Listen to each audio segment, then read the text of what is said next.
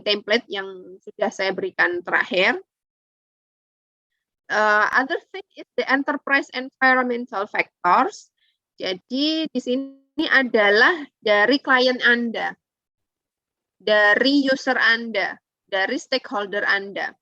Itu environmental organization-nya gimana gitu ya? Apakah mereka mendukung? Jadi kalau misalkan sir, if I want to call you anytime because we need to ask about something, are you available or not? Seperti itu ya. Jadi mereka selalu dengan tangan terbuka, silahkan. You can ask anything, you can ask help from me, or you can contact my assistant, misalkan seperti itu. If you need anything, for example, if you need any document, or you need to do an interview, or you need to do pengamatan, you need to do the walkthrough, you can contact us. Seperti itu. Nah, kalau seperti itu nanti kan masuk ke ini kliennya mendukung nih, siap dihubungin kapan saja, sehingga Anda bisa langsung berhubungan dengan mereka. So it has a good enterprise environment.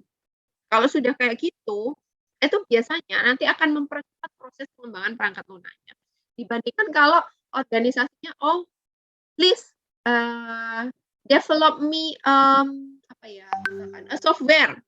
Setelah itu dia sudah kasih, kira-kira software-nya seperti ini. Habis itu hilang. Kita coba hubungin, nggak bisa. Kita coba kontak orang-orang yang ada di perusahaan tersebut juga susah. Mau masuk nggak dapat, dokumen nggak ada. Nah, kalau sudah seperti ini nanti stuck. Banyak stuck-nya. Akhirnya develop pun menjadi lama seperti itu. Itu yang pertama, enterprise environmental factors.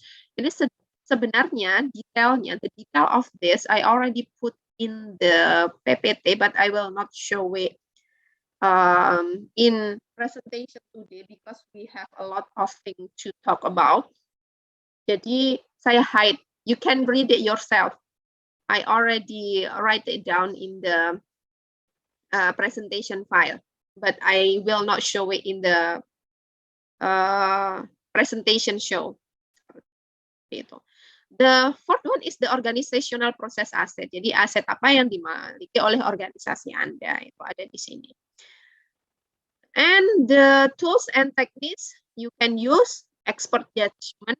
Jadi kemampuan ahlinya sebagai project manajernya, apakah dia sudah berpengalaman atau tidak, atau this is the first time they create the schedule management plan, or this is the first time they are becoming a project manager. Nah, itu akan berpengaruh. Berapa kali pengalamannya bertemu dengan berbagai macam project, ini akan berpengaruh, expert judgment. Dan data analysis, you analyze from your data yang kamu dapatkan. Also from the meetings. The output itself is the schedule management plan. Gambaran umumnya, Mas ya. Okay. The second activity is define activities. Define activities is the process of identifying and documenting the specific action to be performed to progress the project deliverables. Jadi ini adalah saat ketika Anda mengidentifikasi ada aktivitas apa saja, what kind of activity needed to develop this software. Like for example, ini software-nya very specific to a certain expert system. Jadi sistemnya itu sistem expert, bukan sistem informasi secara umum gitu ya. Misalkan sistem pendeteksi kanker. Wah. If you need to create this type of software, then you need to do a lot of literature study. Jadi Anda harus belajar terlebih dahulu tentang kanker gitu. Misalkan pendeteksi kanker kanker getah bening, misalkan seperti itu. Pakai apa mendeteksinya? Atau pendeteksi kanker tulang, mendeteksinya pakai apa? Misalkan pakai gambar, apa sih itu, scan tubuhnya itu, scan tulangnya. Bisa dari situ gitu. Misalkan berarti Anda harus belajar, oh tulang yang ada kankernya itu seperti apa, bedanya dengan tulang yang sehat itu seperti apa. Seperti itu ya. Jadi ada aktivitas-aktivitas yang harus Anda definisikan. You have to identify what kind of activity you need to do for developing this software. In this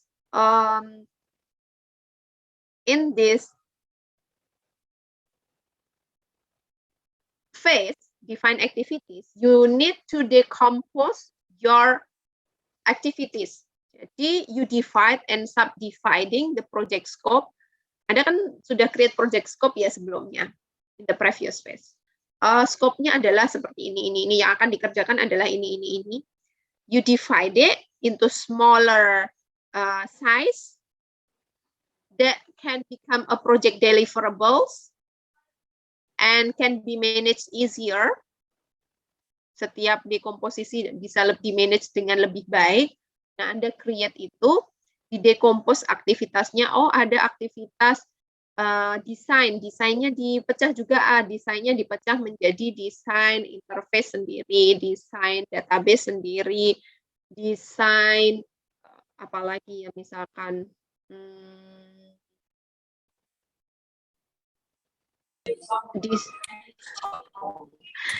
desain-desainnya Anda pecah menjadi beberapa proses seperti itu. Bisa Anda lakukan. Ya, namanya adalah decomposition. You decompose a lot of activities into smaller activities that you can get the deliverables. Kayak misalkan desain itu kan Anda pecah menjadi desain interface. Outputnya adalah user interface-nya, rancangan user interface-nya. Kemudian ada desain database, berarti outputnya adalah misalkan CDM, PDM. Lalu ada aktivitas desain fiturnya, nanti dapatnya adalah outputnya adalah apa ya, misalkan use case diagram, misalkan seperti itu. Jadi manajemen dipecah menjadi smaller yang bisa ada deliverables-nya, bisa ada barang yang diberikan, ada output-nya yang dimaksud. Each work package within the WBS, last time you create the WBS, is decomposed into the activities required to produce the work package deliverables. Jadi WBS Anda yang sudah Anda create pada scope management plan itu dipecah-pecah menjadi aktivitas yang bisa digunakan untuk menghasilkan work package deliverables. Seperti itu. Tools yang kedua adalah rolling wave planning.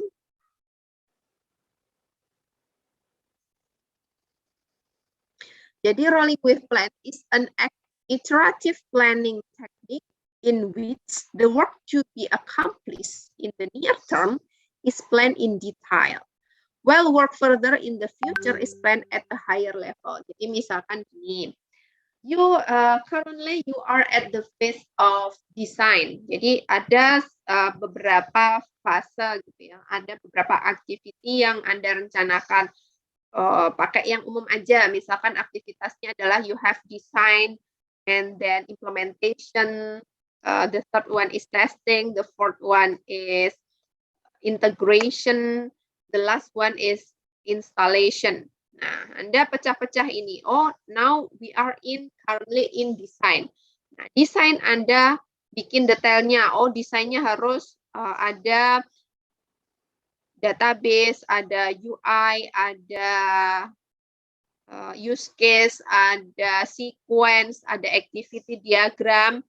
Itu Anda detailkan. But the work that needs to be done in the future, you just need to plan in a higher level. Oh, misalkan in the future kan masih ada setelah desain adalah implementation, kemudian testing. Oh, testingnya nanti testingnya cukup testing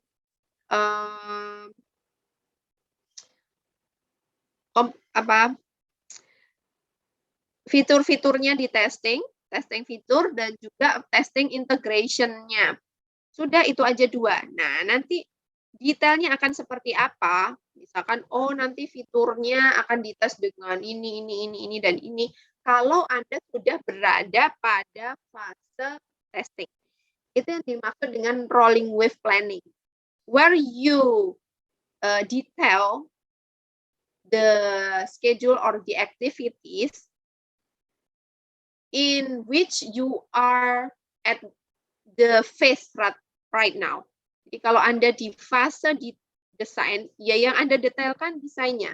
Kalau Anda di fase implementasi, yang didetailkan ya implementasinya. Kalau Anda di fase testing, testingnya saja. Yang lainnya yang di depannya, in the future, the phase in the future, the work in the future, you will do the detail later. Itu yang dimaksud dengan rolling wave planning.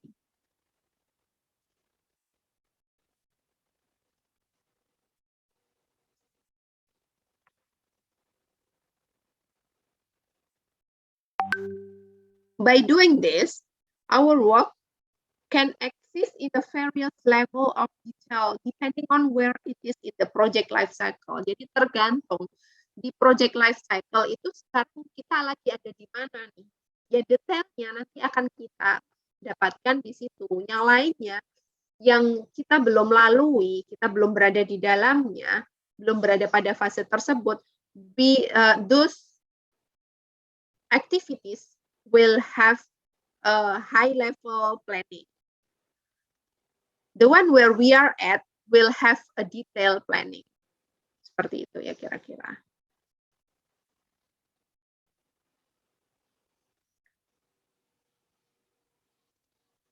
Dengan melakukan rolling wave planning, when we do the rolling wave planning, at the phase we are in now, we already have a lot of information. Thus, we can create the decompose plan, the more detailed level of plan, rather than the one that we are not yet there. Karena yang kita berada pada saat ini, kita sudah tahu gitu kan, kita sudah berada apa ya kalau bahasanya sudah tercebur ke dalamnya. Maka kita sudah tahu kondisi di sekeliling kita itu seperti apa. So we can make plan in detail. But in the future, we haven't arrived there yet.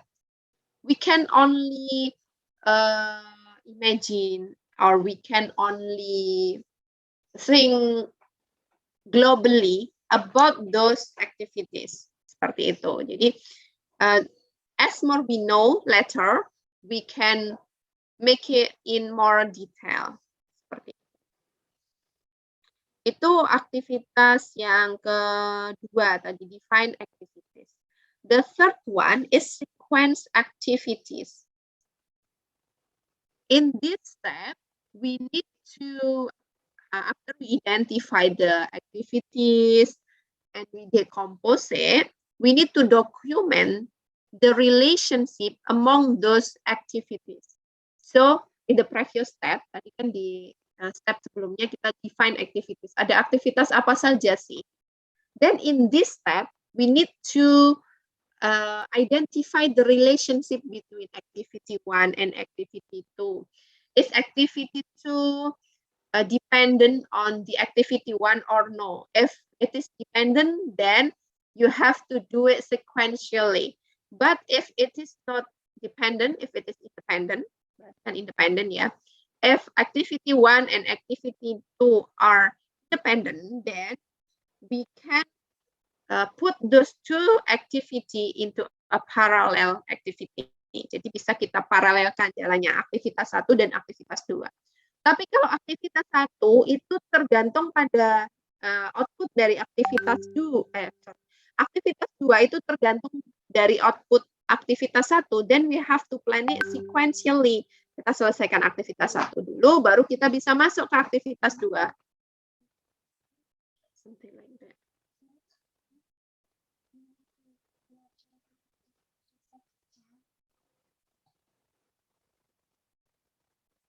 Oke, itu ya. Jadi kita in this step we identify the relationship.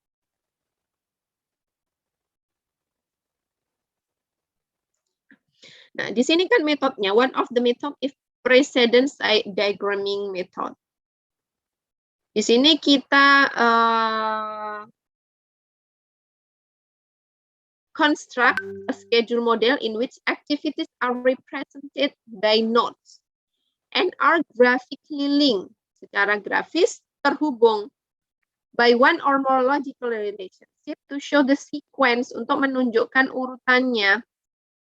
Nah, PDM itself has several types. Ada 4 type ya. Ada 4 type of PDM. The first one is finish to start. Finish to start. Itu artinya adalah we can only start activity B when activity A has finished. Jadi kita baru bisa memulai aktivitas B kalau aktivitas A sudah selesai. Ya, sering seperti ini ya. Ini maka dia digambarkan pakai V2VS PDM. Artinya activity A has to be finished first before we can start the activity B. This is the first type. The second type is start to start. This means that activity B can only be started, hanya bisa dimulai when activity A is already started. Jadi ini harus mulai dulu. Kalau ini sudah dimulai, nggak harus selesai ya. Ini sudah dimulai, aktivitas A sudah dimulai, maka kita bisa memulai aktivitas B. Seperti itu. Contohnya apa? Contohnya apa ya?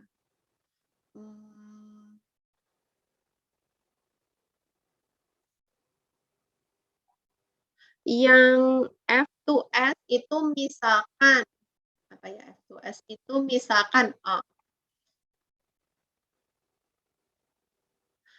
you have to have CDM first before you create the PDM. Jadi aktivitas pertama adalah create the CDM, conceptual data model. Aktivitas B adalah create the PDM. Nah, CDM-nya harus jadi dulu kan, sebelum Anda bisa membuat PDM. Harus finish dulu. Kalau ini belum finish, Anda belum bisa membuat PDM. Jadi seperti itu. Itu yang dimaksud dengan finish to start. Kalau start to start itu misalkan apa ya? Misalkan activity create design and implementation. Jadi misalkan Anda mendesain UI-nya. Design UI and implement it in the code. Nah, desain UI harus sudah di-start terlebih dahulu, baru Anda bisa implementasi kan. Kalau aktivitas mendesain UI-nya ini belum Anda mulai, ya aktivitas implementasi ini nggak akan bisa dimulai. Jadi ini harus dimulai dulu, nggak harus selesai. Nggak harus nunggu, desain UI-nya harus selesai dulu, baru saya bisa mengimplementasikan. Enggak, ini bisa jalan bersamaan, tetapi desain UI-nya harus sudah dimulai. Oh, saya sudah mulai kok desain UI-nya. Sambil mendesain UI, Anda bisa melakukan proses implementasinya. That is start to start PDM. Yang ketiga adalah finish to finish. This is Finish to finish. Finish to finish artinya it means that activity A has to be finished first before we can finish the activity B.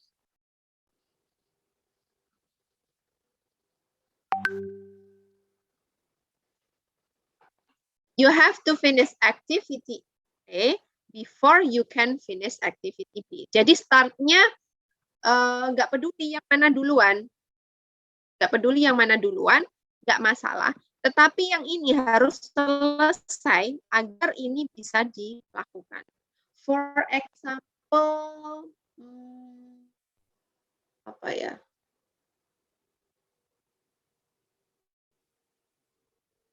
Apa ya contohnya? Oh, writing a report and edit it. Jadi, Anda, oh enggak juga sih, writing a report and edit it itu masuk ke sini. Masuk ke aktivitas sini. Apa ya misalkan yang harus selesai dulu baru aktivitas berikutnya bisa selesai. Let me think about it later. Nanti saya akan juga kasih contoh gitu ya. Intinya adalah activity A has to be finished before we can finish activity B. The last one is start to finish. Start to finish means that activity A has to be started before we can finish activity B. Jadi sebelum kita bilang aktivitas B ini selesai, kalau ini belum dilakukan itu nggak akan bisa belum di start, maka belum bisa dikatakan ini finish. Ini apa ya misalkan?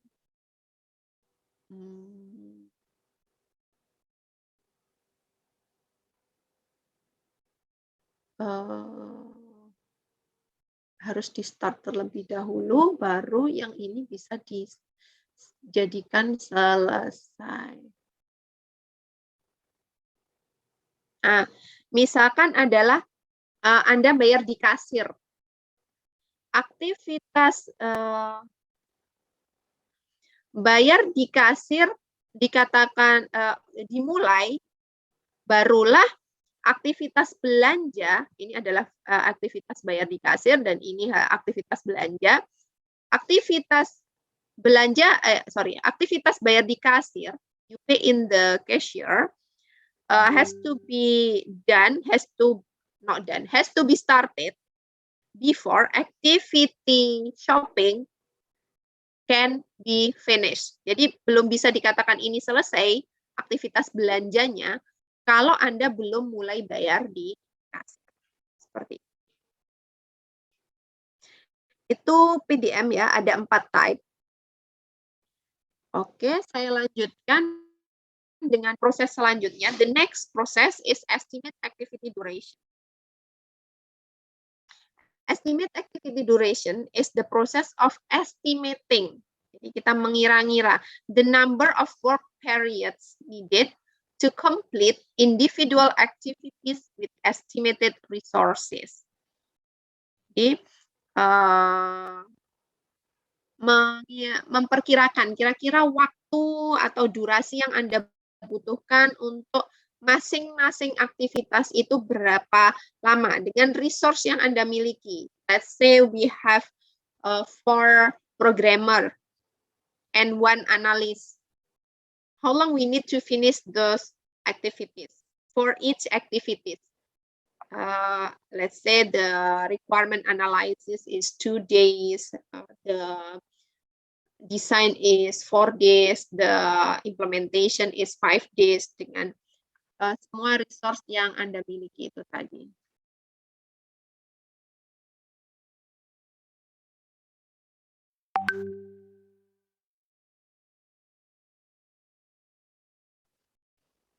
Nah, jenis estimasi tekniknya ada beberapa teknik yang bisa digunakan ya.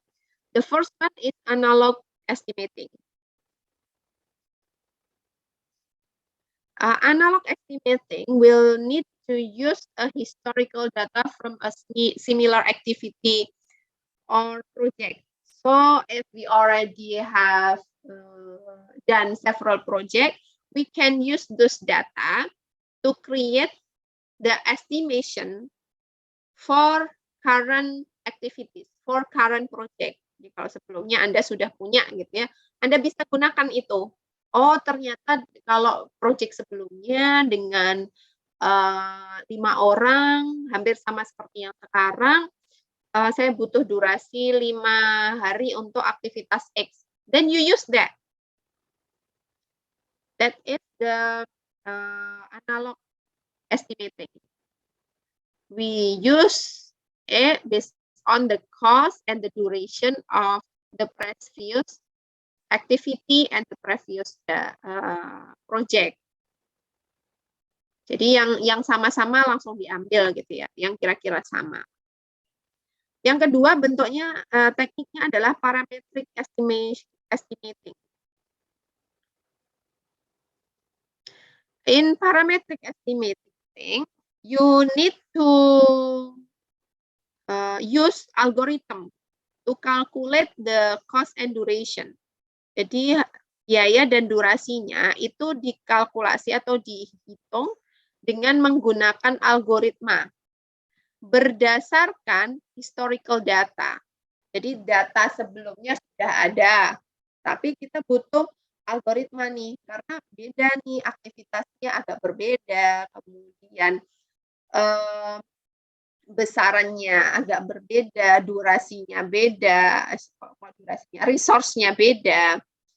So you need to use the algorithm to create a different type of schedule.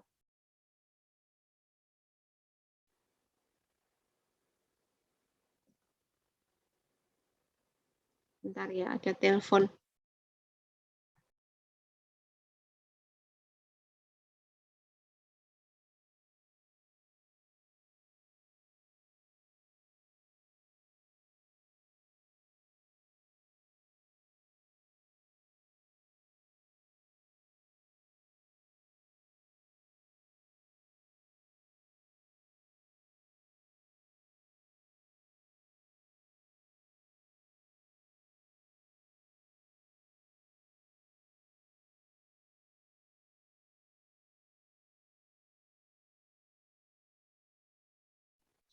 Oke, next adalah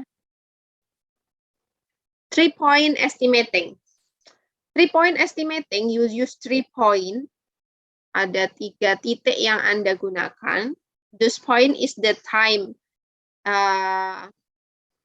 optimistic, time most likely, and time pessimistic divided by 3. Jadi kalau Anda pakai 3-point estimating, you need to estimate how long the duration. If you are optimistic, if everything goes well, the client goes well, the resource goes well, all of our programmer works well, nobody's sick, there is no earthquake, there is no anything. We are optimistic, everything goes well. That is time optimistic. Let's say time optimistic-nya 7 days. And time most likely-nya, TM is time most likely. Sangat mungkin sebenarnya berapa lama? Sangat mungkin kejadiannya based on sebelumnya, ya kira-kira berarti 10 days. Time most likely-nya 10 days. Time pesimistiknya berapa? Pesimisnya, ya mungkin kalau banyak yang sakit ya, musim seperti sekarang ini, saya perkirakan banyak yang sakit nanti programmer saya. Jadi time pessimistic saya is 20 days. 20 days misalkan seperti itu. Nah, kita bisa dapatkan time expected dengan menggunakan 3-point estimating itu tadi. Jadi 7 ditambah 10 ditambah 20 dibagi 3. Tadi berapa? 7 tambah 10 berarti 17 ditambah 20, 37 dibagi 3. Kira-kira ya 12-13 hari lah. Benar nggak ya? Sekitar 13 hari. time expected-nya. Seperti itu.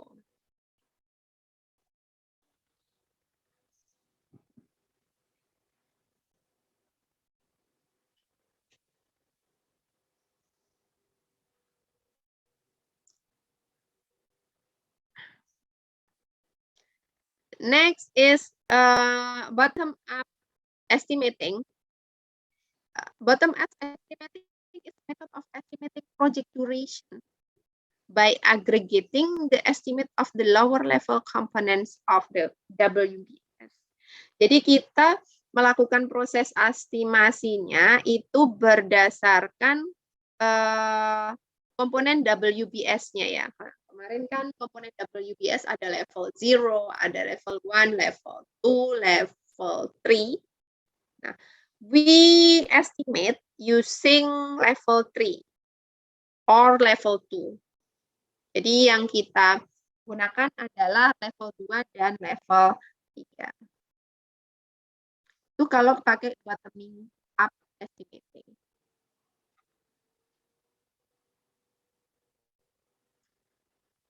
Lalu after we create the estimation for each activity, jadi activity 1 misalkan butuh 5 hari, activity 2 butuh 10 hari, activity 3 9 hari, dan kita sudah create relationship-nya tadi.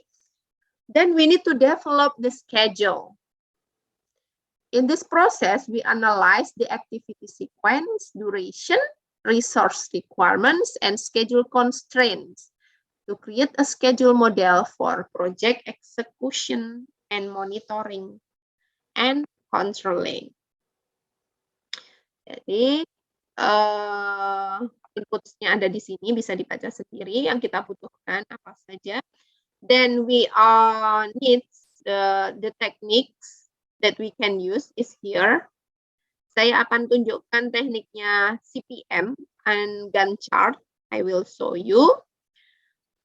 Nanti hasilnya adalah dokumen update dari schedule management plan.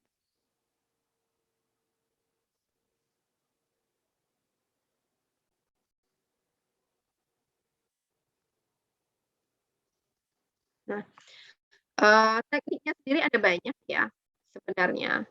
There are several techniques, schedule network analysis, and then critical path method, or CPM.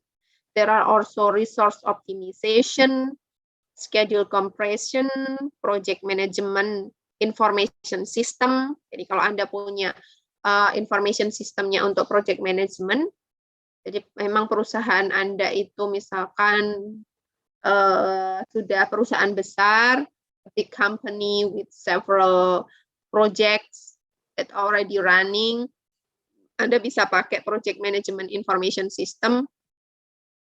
Ada lagi agile release planning. Itu diantaranya. Nah, schedule network analysis itu dia menggunakan teknik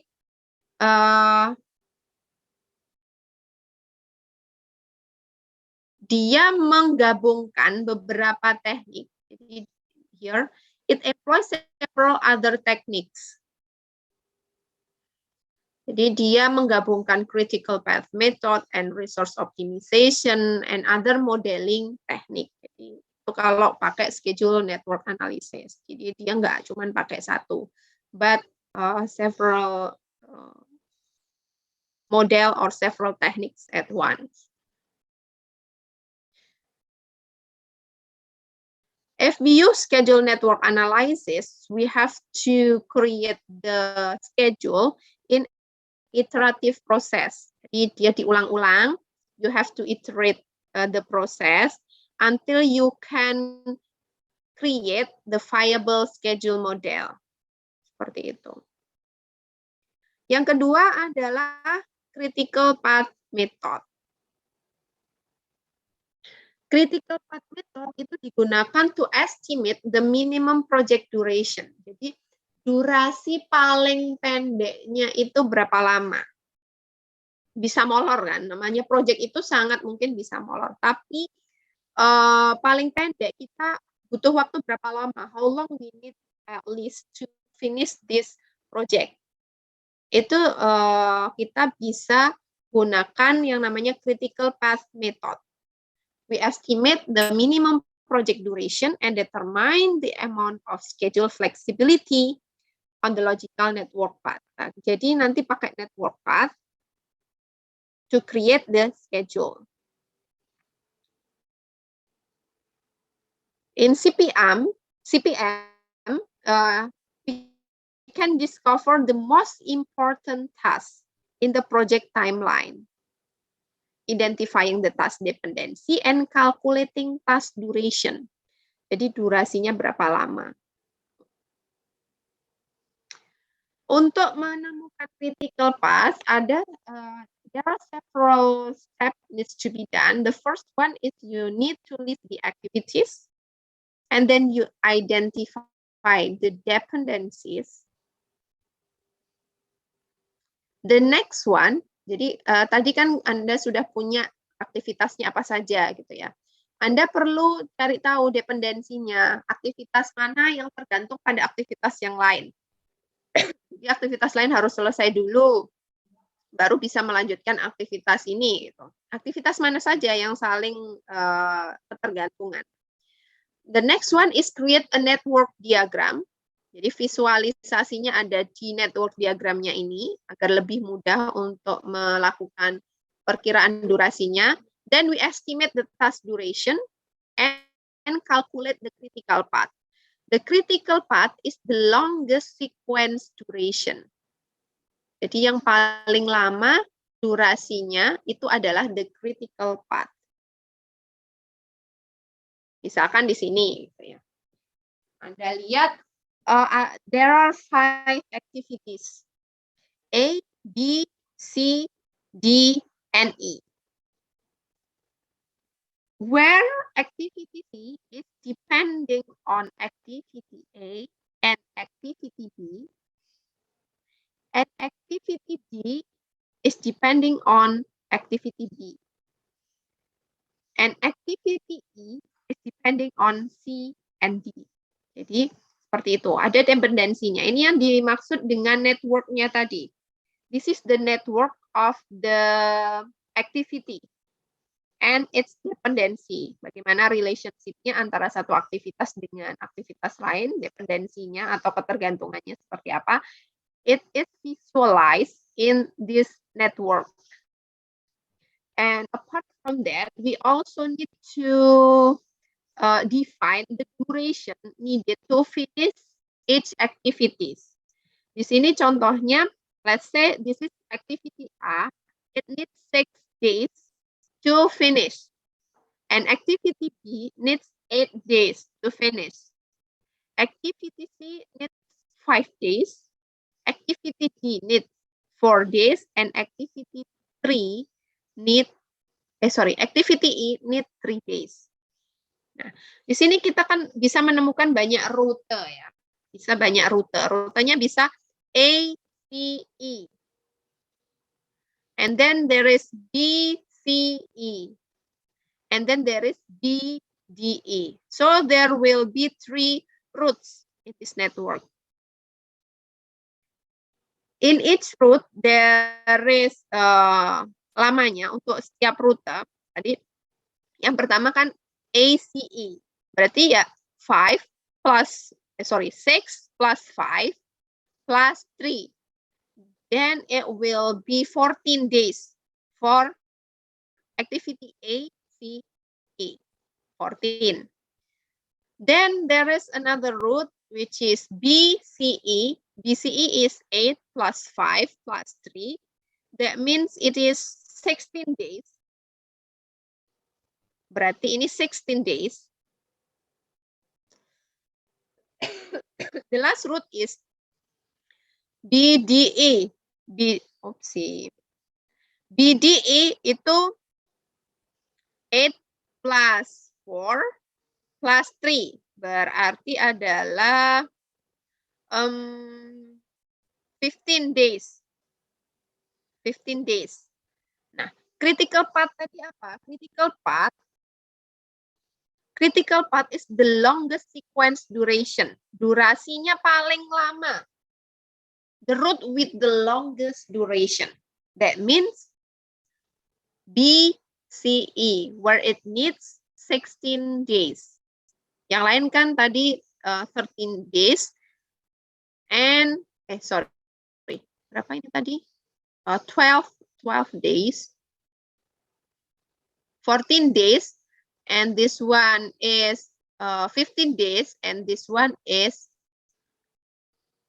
16 days. Seperti itu. Jadi yang critical path nih adalah ini. B, C, E. Itu adalah critical path-nya. Nah, selain itu, there are several things that needs to be calculated in the critical path method, which is early start, early finish, late start, and late finish. Early start is the indication of the earliest time that an activity on the network path can start it. Itu disebut early start. Kapan suatu aktivitas bisa dimulai paling awal. That is early start. Early finish sama ya. Kapan suatu aktivitas bisa diselesaikan paling awal. Indicate the earliest time an activity on a network can finish. Let's start. Indicates the latest time an activity on a network path can start. Late finish indicates the latest time it can finish. Kapan? Paling nggak harus selesai. The latest time itu kapan?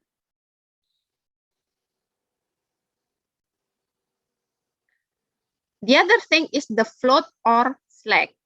It indicates how much the task can be delayed without impacting subsequent task or the project ended. Jadi slack itu adalah berapa lama satu aktivitas itu bisa di-delay, bisa ditunda. Misalkan, it can be delayed for a day, it can be delayed for 2 days, no problem.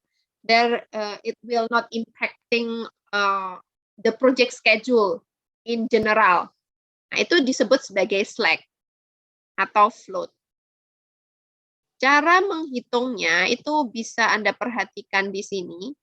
Jadi saya langsung aja ke video biar lebih gampang ya. Oh, nggak mau jalan ya videonya. Wait a minute.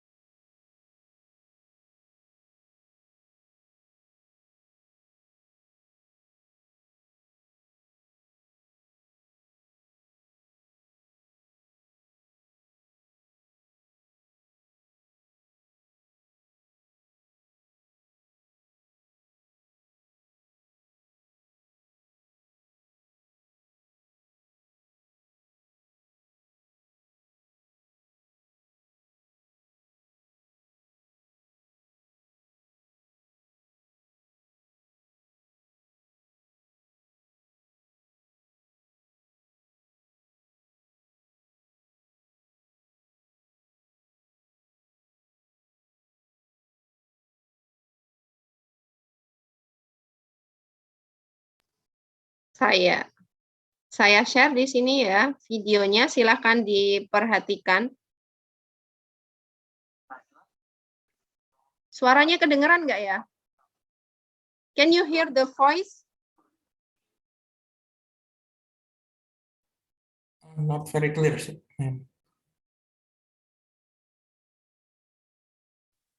No, ma'am, we can't hear the voice. No? Still no? Yes. Yes, ma'am.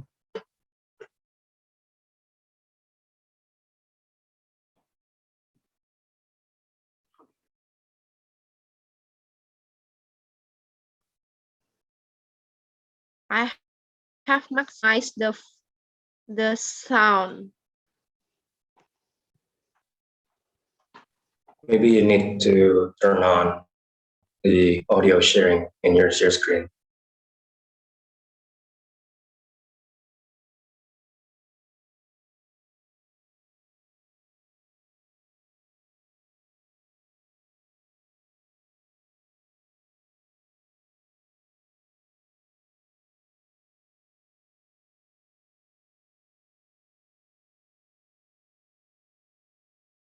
I think it's on the share screen, man.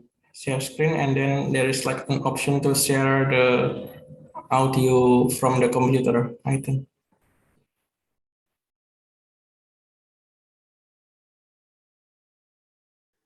Sebentar. I'm looking for it.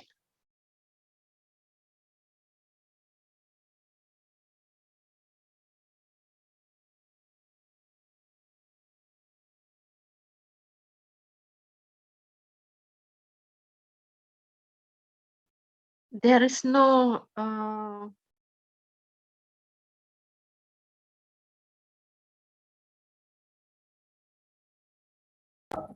On the bottom left, ma'am, I think.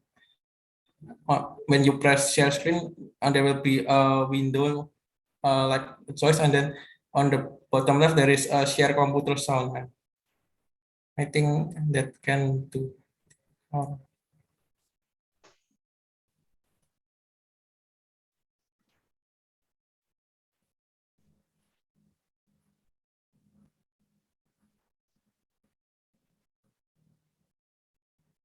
which one?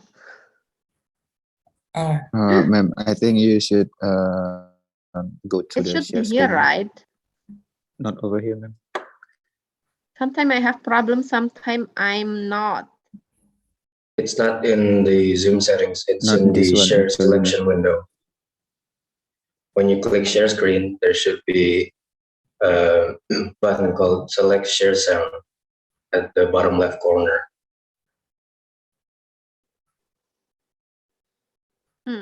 There is no I nothing think here. it's not over there, ma'am. Just share, ma'am, on the chat, the location.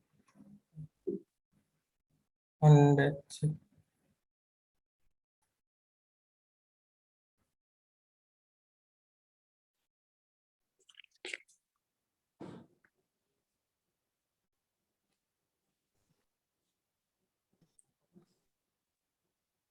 On the bottom, ma'am, bottom left, there is a share computer sound.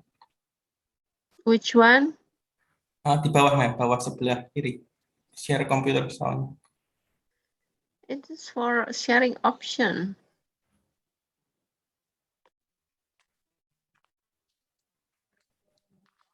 Itu ada share computer sound. Anyone can help me?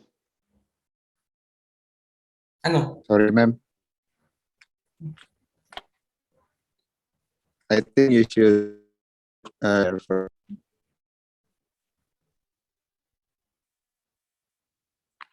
maybe you can try to start screen share as usual, ma'am. Biasa, ma'am. Tapi di bottom left corner itu, ma'am, ada share computer sound.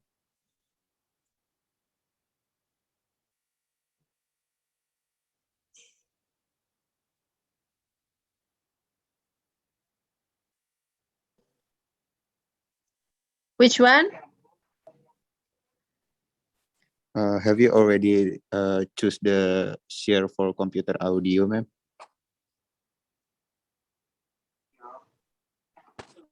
Oh.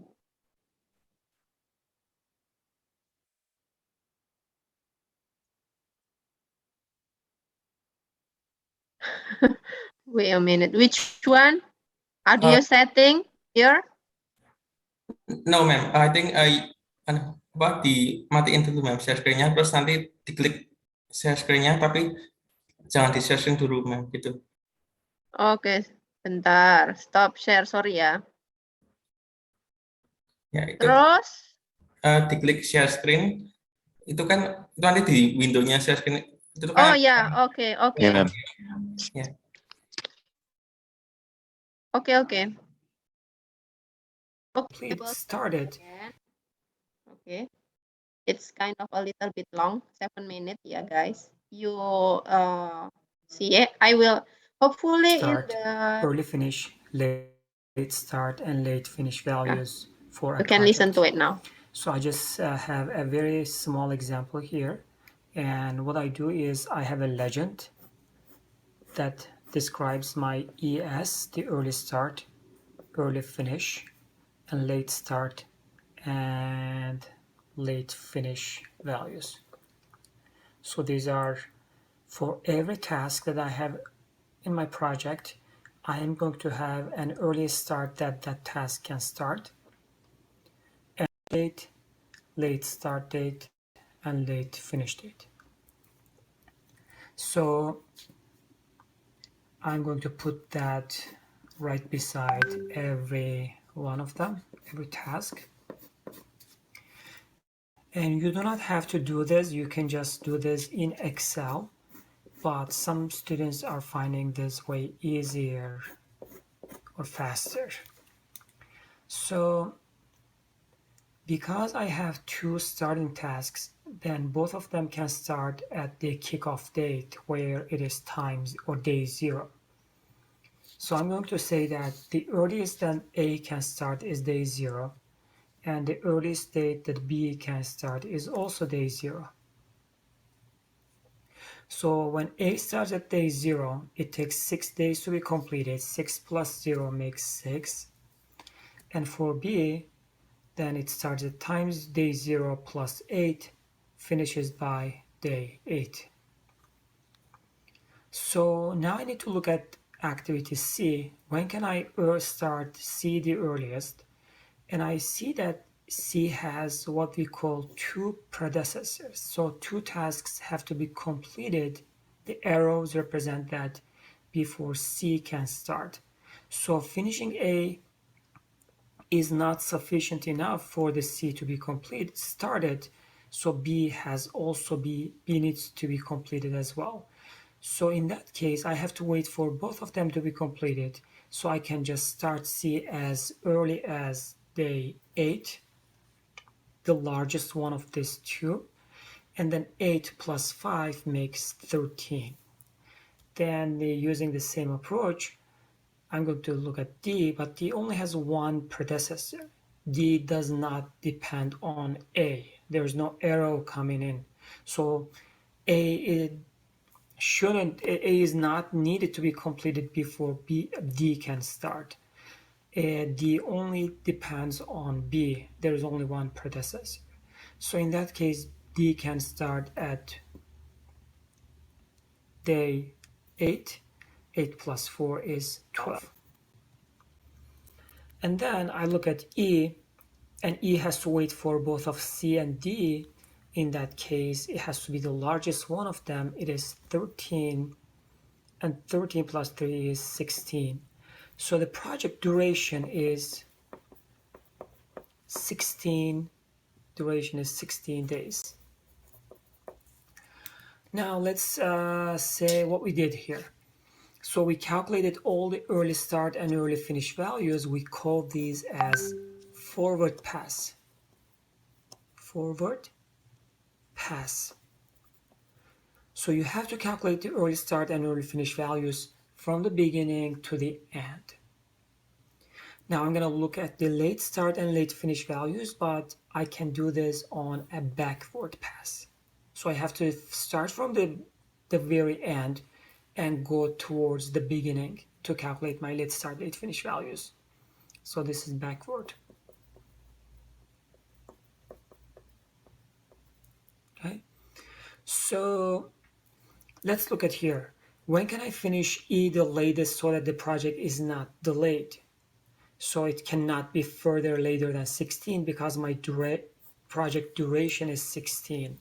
So this is 16. In order for this to be done by 16, it takes 3 days to be completed. So 16 minus 3, the late start has to be 13. So is there a difference in the late start or early start for activity E? No. So that means I cannot have any change on these activities start or finish. They start late or early start times. That means there is no slack here, no slack. So you cannot really delay that activity. Now look at C. C needs to come after, so C comes before E. So in order for E not to be delayed, I cannot delay C, the finish time of C, later than the start time of E. Otherwise, E cannot start at 13. So C has to finish by 13. I take the late finish of E, the follower, and put it on here. The late start of the follower and put it as the late finish of the predecessor, so 13. Okay, and then 13 minus 5 is 8. So I do the same thing here for D. D comes before E, so D can finish as late as 13. So I can put 13 here. 13 minus 4 is 9. So the difference here is, as you can realize, the early start is 8, day 8, but late start is day 9. So I can delay this activity for 1 day and it won't cause any trouble to me. So maybe I could, if I could organize my resources better, or maybe delay my payment, so I may be able to just delay this 1 day. The only problem is if something happens and if the activity duration gets longer than 4 days, then you may delay the project. So anyhow, there is one day of slack here and no slack here. And take a look at B. Now just maybe pause the video and think about yourself. When can I finish B the latest? And you can realize that B has 2 followers and C has to start at 8, the latest, but D can be delayed at 9. If I make my finish day for B 9, then C cannot start at 8 anymore. It has to start at 9, so it's going to delay my project. So whenever I have 2 followers, I have to be cautious and I have to just pick up the smaller one. So I'm going to say I can only finish B the latest 8 because there are 2 things that are waiting for me. So it has to be 8 and 0. And if I look at A has just 1 follower, which is C, and C says, you know what, I can wait until day 8. So then I can finish by day 8. 8 minus 6 is 2. And I can realize that there's no slack here. And 2 days of slack here for A. And in that case, look at the ones that have no slack, B and C and E. These are the activities that are on my critical path.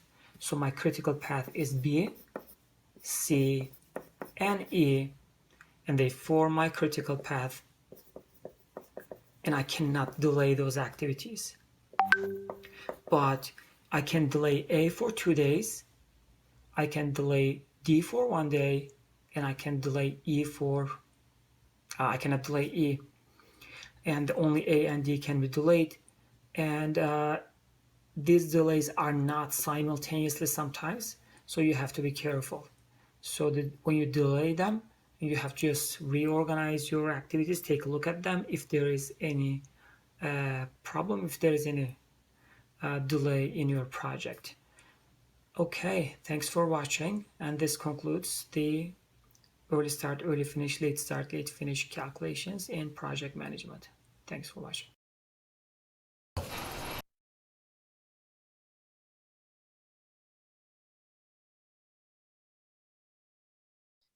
Okay, that's to find the critical path using the ES, LS, EF, and LF.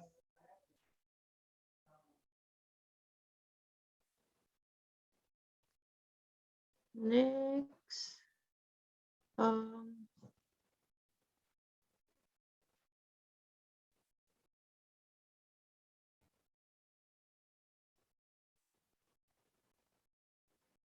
Saya lanjutkan dulu ya. Lalu nanti kalau ada pertanyaan setelah ini boleh. The next one is about the Gantt chart. The Gantt chart is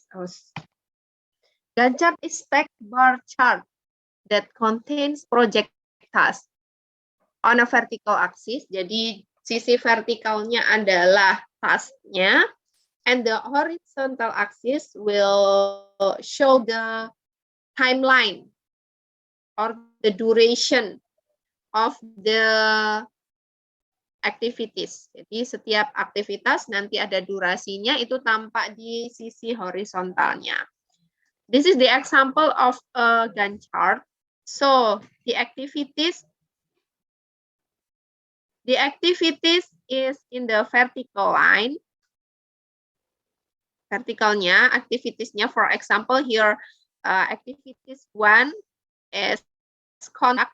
In the contracts, it will be decomposed into proposals, document review, bid date, and award date. This is the decomposition of the activities. And the design, there are feasibility study, apply for permits, design blueprint, complete design work, something like that. So you can also create something like this for your project.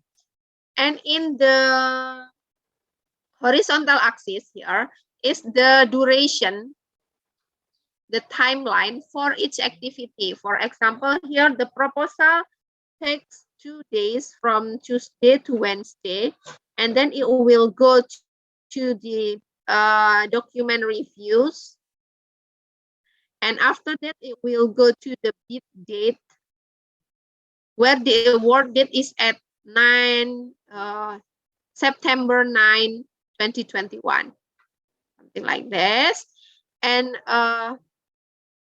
apart from the timeline, there also need to show who are responsible for those activity. For example, here the proposal is the responsibility of Tina Johnson. The document review is the responsibility of Angie Strickland and Tina Johnson. The bid date is the responsibility of Tina Johnson. Itu seperti itu. Ini per activity. Sorry, yeah. And above is for the higher level activities. Seperti itu. Jadi untuk kontrak butuh 8 hari ya di sini. 8 days from Tuesday to the next Tuesday. Seperti itu. This is the Gantt chart. You need to create this for your schedule management plan. And in the Gantt chart, you can also do the tracking works. Jadi Anda bisa melakukan tracking progress dari activity yang sudah Anda buat itu sudah sampai mana. For example, here subtask 1 is 100%, subtask 2 maybe 75%. Subtask 3 maybe 100%, something like that. Jadi Anda juga bisa menunjukkan progresnya. You can track the progress of each activity by using the Gantt chart. Okay, the last activity or the last process is control schedule. Control schedule is the process of monitoring. Jadi monitoringnya tadi we can use the control schedule. The status of the project to update the project schedule and managing change to the schedule baseline. Jadi kalau misalkan ada request perubahan schedule-nya ya, tolong schedule-nya diubah karena ada update dari klien, misalkan seperti itu, harus melalui control schedule. Control change schedule. Jadi kalau mau merubah jadwal seperti apa, harus ada prosesnya yang harus dilalui. Agar nggak gitu aja kemudian merubah jadwal. Not as easy as just saying, please change the schedule. Not like that. There need to be done some process so that it will not it will not impact the other activities gitu ya, agar tidak berefek pada aktivitas yang lain, karena bisa jadi there is some dependencies between activities and those chains can impact other activities. Seperti itu. When we want to control the schedule, there are several concerns that we want to change the schedule. The first one is we need to determine the current status of the project schedule. Apakah sudah selesai atau belum, semacam itu. We need to determine current status. We also need to concern about influencing the factors that create schedule change. Faktor apa saja, apakah memang penting atau tidak? This factor is important or not. We also need to reconsider necessary schedule reserves. Determine if the project schedule has changed and managing the actual change as they occur. Okay. Sebelum ke assignment, before I go to the assignment, do you have any question about today's material?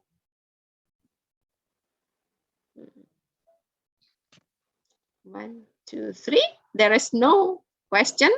So I hope that means that you sorry, are ma'am. understand. Ada, silakan. Yeah, I wanna ask a question. For creating the Gantt chart, ma'am, what software that we use, ma'am? Do you have any recommendation for that? You can use Excel. I will give you in the classroom. I already put a template in Excel that you can use. Ya harus diubah-ubah ya karena aktivitas Anda pasti berbeda ya. You can create it from this template. Okay, thank you, ma'am. Sebenarnya pakai Microsoft Project bisa ya, but you have to pay for it. I don't want you to pay for something that are just learning something, but you have to pay for it. I hope you don't need to do that. So you can just use the template that I already gave you through the classroom. Any other question?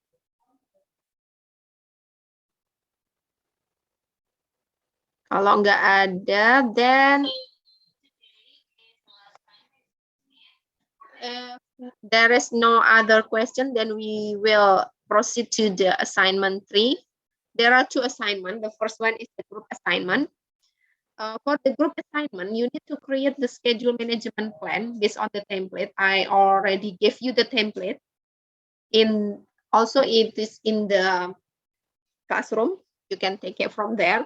If there is some question, you can also ask the GAT and Latifah, ya. You can ask them to assist you create the schedule management plan. Latifah bisa ya? Can you help them to finish their schedule management plan?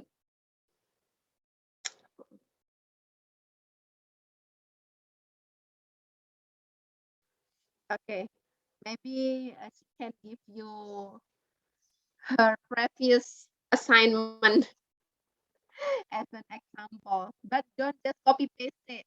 Create based on your project, your own project. Okay, so that is the assignment, the group assignment. The submission, as usual, I prefer it a day before the class, which is Monday, 7 March at 9 p.m. jam 21 sama ya deadline saya, sehari sebelum kelas, which is Monday at 9 p.m. as usual. And the second assignment is the individual assignment. Jadi masing-masing harus submit this assignment. Ini ngitung CPM ya. Tadi kan sudah diberi contoh. In the video I already played before. It shows how to calculate the CPM and determine with path is the critical path. You have to determine it. So you need to write down the answer of this question in the Word, pakai Word terserah, pakai apa aja. Pakai coret-coretan, kemudian Anda foto atau Anda scan juga, it's alright for me. Create it in a PDF file and then upload it. You need to answer 3 questions. The first one is how many routes? How many routes are there in this path? In this network, how many paths are there in the network? And then you need to find the ES, EF, LS, and LF, and also the slack. Slacknya ketinggalan ya. Slacknya berapa lama? Kalau ada slacknya, if there is some slack, how many days it is? Let's say that its number here are days. 5 days, 4 days, and 6 days. Find the ES, EF, LS, and LF, and also the slack, if there are slack. And after that, you need to find the critical path. Which one is the critical path of this network? Seperti itu. Every one of you have to try it and submit it into the classroom. Lalu, let me see.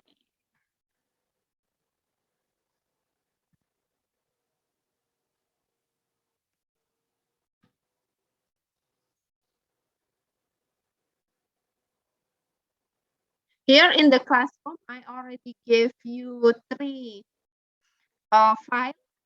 There is a project schedule management presentation file, jadi file presentasi tadi.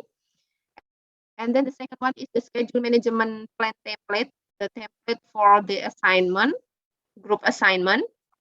The last one is the Gantt chart template. If you need to create the Gantt chart, then you can use this template. Or you can also use any tools. If you have any software, you can use it too. You nggak wajib pakai template ini ya. Ini saya berikan, I give you this just to help you if you don't have the software.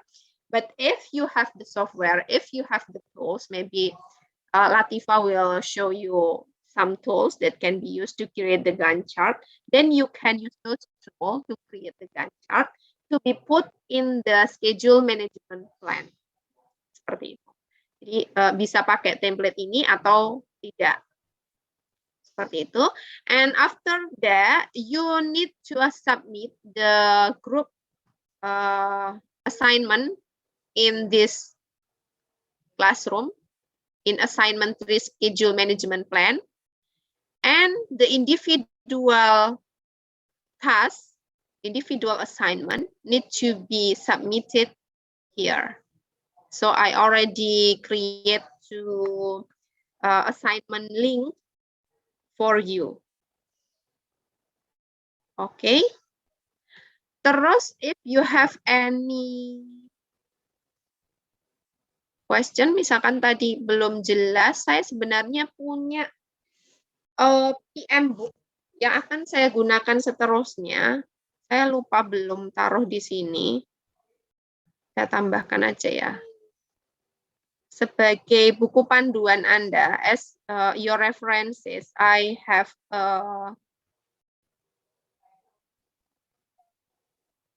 file of the PM book, Project Management Body of Knowledge. I will give it to you.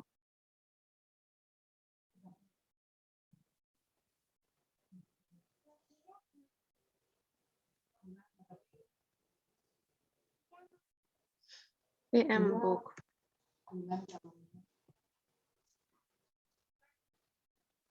There. You can read it here, the material that I give you. Most of them are from this book.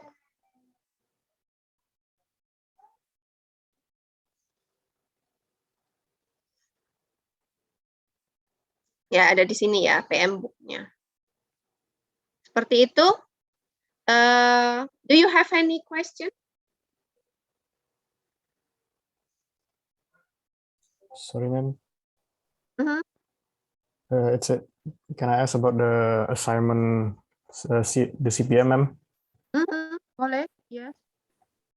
What if there is two critical paths, ma'am? With what is the best critical path to gain if there is two of them in the CPM, ma'am? Yeah, it is possible that project has two critical path or more.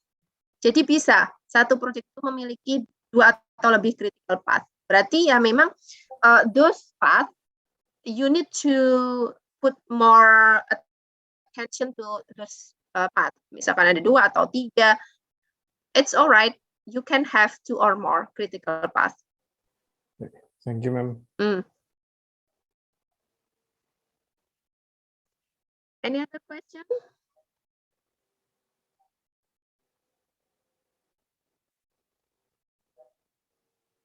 Okay, if you don't have any question, I think any one of you I have called for attendance. Ada yang belum saya absen? Tadi siapa yang telat dan belum saya absen ya? Before I forgot.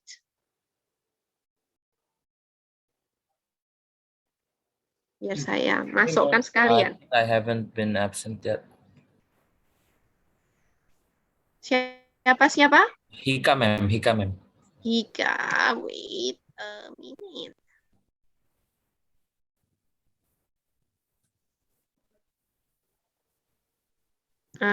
Oke. Kenapa tadi kok terlambat?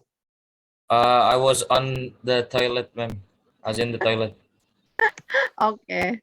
Yes. Hopefully you are fine. I'm getting better, ma'am. Sakit ya memang? Last time I had a COVID, yes. Belum tes lagi? Not yet. I was planning on testing today. But you feel better? Yeah, I've been better since 5 days.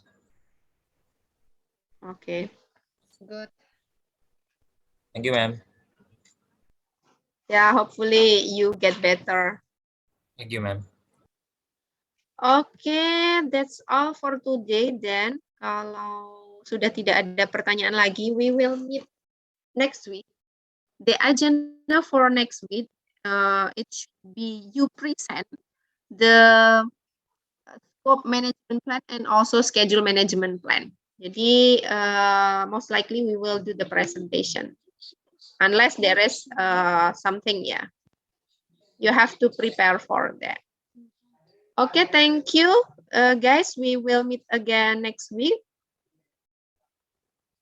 For the time being, maybe if there is no change, my class will be online. But if the class is offline, later on, kalau kelasnya offline, saya akan informasikan terlebih dahulu.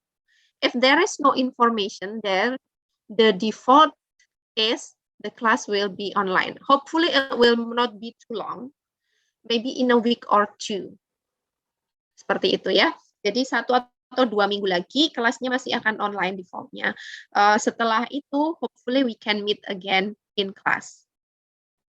To be honest, I'm still waiting. As I tell you, I have asthma, and I also have baby under 1 year old, and elders over 65. So I cannot just go in public carelessly. That's why this week I cannot come to the class. I choose to have a class online. Wait and see ya. Intinya saya masih wait and see. If the case is stable or keep going down, then I will do my class offline.